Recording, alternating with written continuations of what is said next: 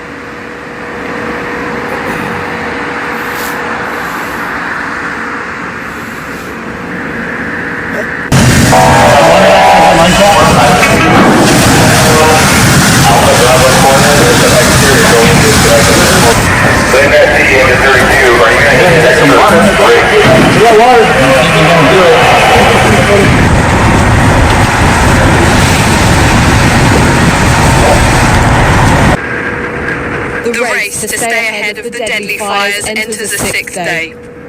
Helicopters fly just above the smoke. Below, the flames rage. But just as progress is made, other areas ignite. In the fire's wake, residents continue to journey back to where their houses once stood. For one, the reality is overwhelming.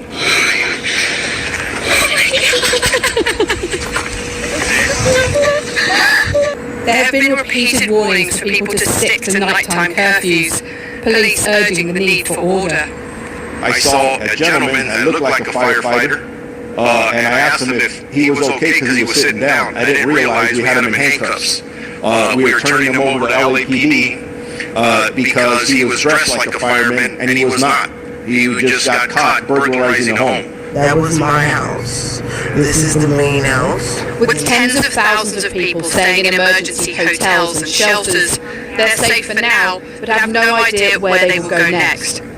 Serenity's family of 11 fled minutes before their home burned. People like me without insurance, we don't know what we're going to do. We're at shelters like this. We are going all around town. Some of us have lost our cars. Some of us have lost our sense of being. The city faces a massive task to provide housing for the areas that are lost.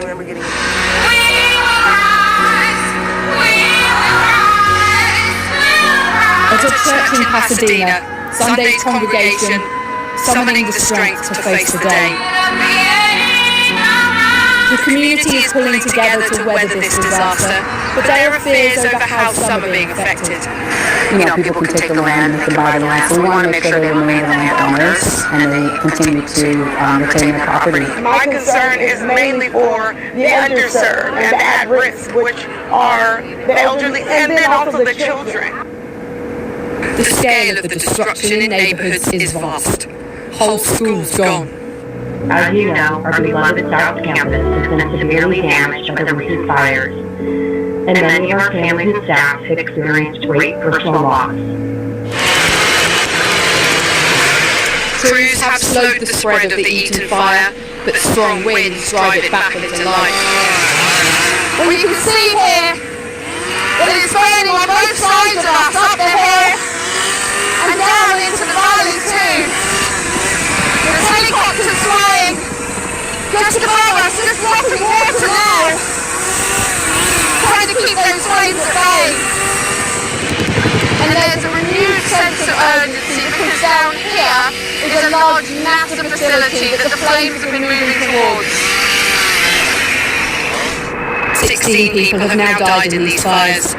They are already among the deadliest in California's history, and officials say the death toll will rise. Emma Vardy, BBC News, Los Angeles.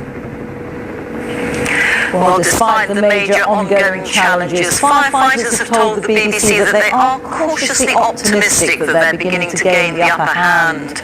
The crucial difference, they say, has been the ability to bring in aircraft as the wind speeds dropped. Over the past week, our correspondent John Sudworth has spent days and nights watching the work of the fire crews up close, and he sent this report. In this unprecedented disaster, fire crews have faced an unprecedented fight. An overwhelming wildfire ripping through one of America's most densely populated cities, fueled by hurricane-force winds. Let us know if we're in your way too, okay? We're working. Alright. Cool, thanks guys. But Battalion Chief Brent Baskell now believes their fortunes are shifting for one main reason. We're cautiously optimistic because it's not going to be 70-mile-an-hour winds. The rug got swept down under us from the winds downing our aircraft. They're just, we can't use them. It's too unsafe for the pilots, and the retardant doesn't even make it to the ground when it's over 50 miles an hour. So we had to ground our aircraft. The helicopters did what they could, but it still just shows you how important it is to have that coordinated effect with the firefighters on the ground and the ones in the sky. Now, as those wind speeds have dropped, the aircraft have been able to get off the ground, bombarding the fire with water and fire retardant. For the past 2 days, they've been flying sortie after sortie, right around the clock. In coordination with the on top of the fight. On Wednesday night, we saw for ourselves how firefighters without the air support were left helpless. Facing water shortages as pressure dropped, this crew was forced to watch these homes burn while trying desperately to save the other side of the street. 2 days on, the fires here have finally burned themselves out. As expected, every single property here now a gutted shell. This is where the fire truck was that night, and the extraordinary thing is, against the odds, they won the battle they were fighting. Their careful use of the small amounts of water they had, saving every property on this side of the street. Many thousands were not so lucky, left facing a crisis on unimaginable scale. But in the fight against the fire at least, they're now daring to hope the worst may be over.